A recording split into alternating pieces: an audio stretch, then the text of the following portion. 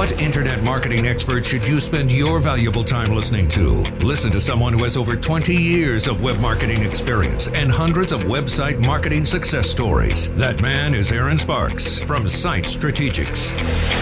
And this is Edge of the Web Radio. We like to showcase a client every once in a while, Site Strategics, every so often, and some success stories are really exciting and high energy, and this is one type of client.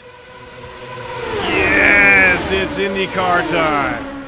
And we were actually hired prior to the 2012 IndyCar racing season by local celebrity racing team Sarah Fisher Hartman Racing. And we are proud to have the director of marketing for Sarah Fisher Hartman Racing, Drew Coombs. Hello, sir. Hello, Aaron. How are you, sir? I'm very good, very good. Thank you so much for joining today. I know you have a really busy schedule. You're about to have a race here real soon, aren't you? Yes, very. Actually, we're standing in St. Pete, Florida right now in preparation for our first race. That's Track awesome. activity starts tomorrow, and gearing up for the season should be a good one. You better believe it. And we're going to be with you all the way through. Your company, your organization, Sarah Fisher Hartman, actually hired Site Strategics on at the beginning of the 2012 season, actually a good deal before that. Can you tell us a little bit about your involvement with Sarah Fisher and what issues that you had with your web traffic prior to us working together? Sure.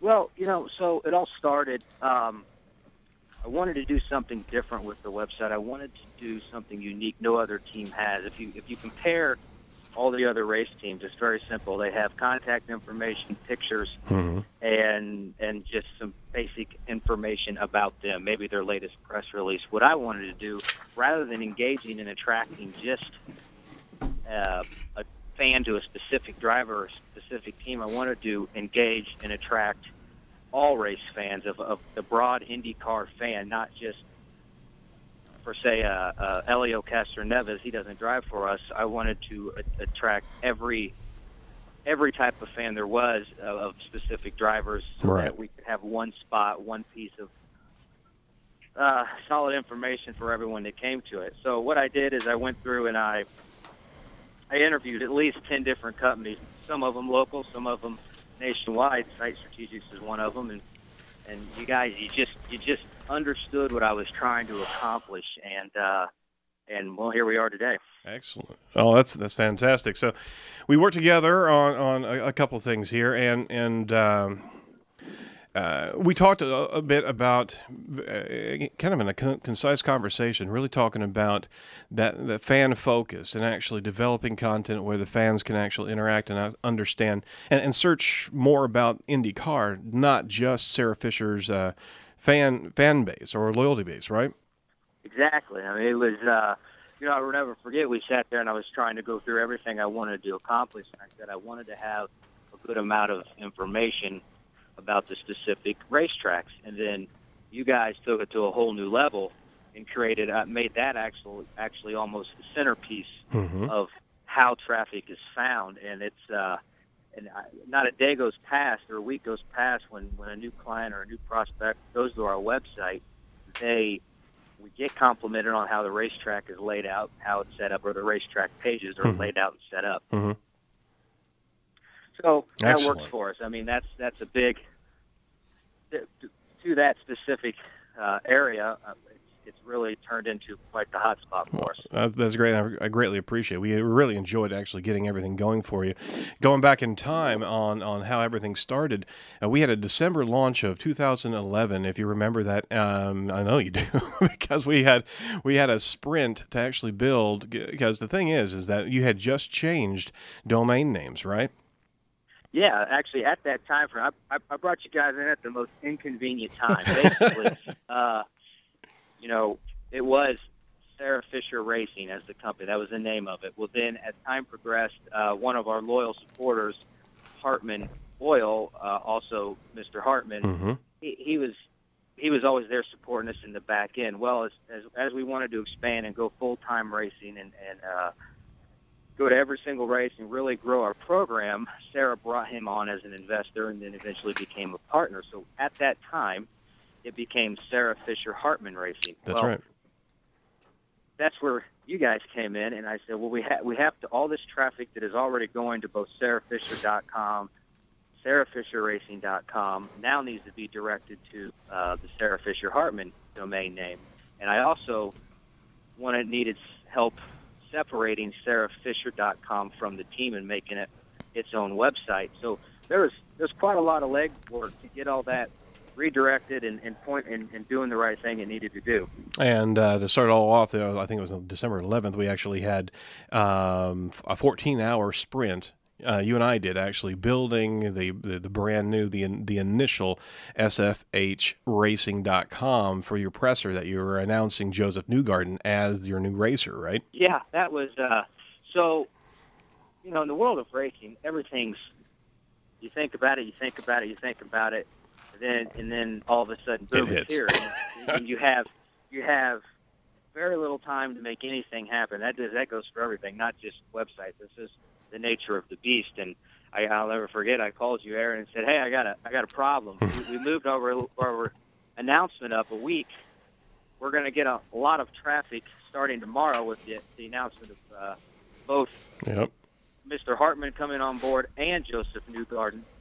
I need this done overnight. And then we literally spent 14 hours doing it. And we were both up through all hours of the night making it happen. Nice. That's right. It was good, yes. And what was really cool is that we had analytics going on. We saw it real time as every place around the country converged on that brand new website. Wow. It was really dramatic. So fast forward, we got that done, and then we walked through the strategy of actually building IndyCar racetrack sub areas right inside of the entire site. We went through what happened during our discussions. What was your experience with the staff of Site Strategics? It was the staff, first of all, was great. That's you, John, by the way. They listened, they took notes, and they repeated everything that I said back to me. Is this the same John that's sitting next to me? Which is something I don't normally do. So it was a good experience. It was, that's going back to what I said about when I interviewed 9 or 10 different companies. That's an example of you guys. They just got it. Cool. They really did. They just understood what I was trying to accomplish. And there was other guys, talking, oh, we need to do this crazy design. I wasn't as concerned about the design element as much as I was the website actually working for us, making an asset such as SEO. And I wanted the design to be kind of a warm family brand, but nothing over the top, and that's exactly what Site Strategics was able to accomplish. We built over 200 pages of content. We actually put together different hangout subsections of the website regarding different tracks. For example, the streets of St. Petersburg, where literally we have track info, news, ticket information, parking information, hotels, and we built everything around what was consumer intent, understanding what the fans were looking for. And would you believe, guess what? That strategy worked, and all of a sudden, when we launched on the 24th of March last year, we exploded with all these unique long-tail terms that started just to skyrocket. And as we proceeded through the entire season, each racetrack started to just generate its own bubble of information based on the focus strategy that we were coming up with. Right, Drew? Exactly. I'll never forget an example. So it was literally race day morning, and Aaron sends me a text and says, check this out. Or maybe it was an email. Either way, I check it out, and it's a search term that someone used, and it said, bar with the view of St. Pete track. That was something someone Googled, and our website was the first one to pop up, and he sent me the results of that. And from that very moment on, I knew that the racetrack piece of the website essentially became the most important part of the website, which is very cool because when I got that email, I literally walked straight over to Sarah and said, look at this. So it was pretty funny, and that was literally walking out to the grid the race day morning. So that's awesome. It was pretty cool. Well, you're listening to Edge of the Web Radio. We're talking to the Director of Marketing for Sarah Fisher Hartman Racing, Drew Coombs, and their success with our firm, Site Strategics. So we launched the website March 21st, and after a few days, our landing pages started to come up. How do the race fans actually respond to the site? Actually, there's a common website called Track Form. It's every diehard race fan in the world uses this thing, and they all go on there and gossip about this or what they know or what they don't know.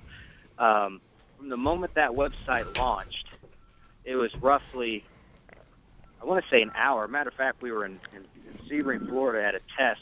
An hour later, I had an email from a random fan saying, very nice job on the new website, and they put a link to an entire thread specifically about our website. Oh, awesome. For a fan to comment, if you read through it, you don't ever see anyone talking about a race team's website. So there was another milestone for us. We were the only team ever to have a conversation just about a website on one of the world's biggest race forums. There you go. Well, we launched with a good deal of wind behind our sails in here, and they're number one. They're still number one for Streets of Belle Isle. If you actually search Streets of Belle Isle right now, we're actually outranking Wikipedia. We actually outrank IndyCar.com for those terms, and a lot of other terms like Baltimore IndyCar race, Indy Baltimore, Edmonton IndyCar. All the terms of last season as well as this season are coming up for those landing pages. So we're really excited about taking on this new season with you, Drew. I guess that means since we're number one on the website of Belle Isle, I guess that just means we have to win the race. Right? I'm thinking so. I'm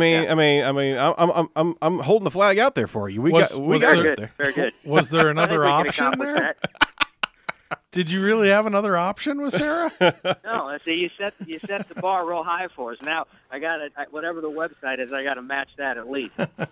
You got it. Well, we're going after new stuff this year. We're actually going after larger and more general IndyCar terms, IndyCar 2013. So we've got our own job focused on as well. There's a lot of things that we're adding into this race, this domain this year, and it's very, very soon to launch here. It's SFHR Racing, sfhracing.com.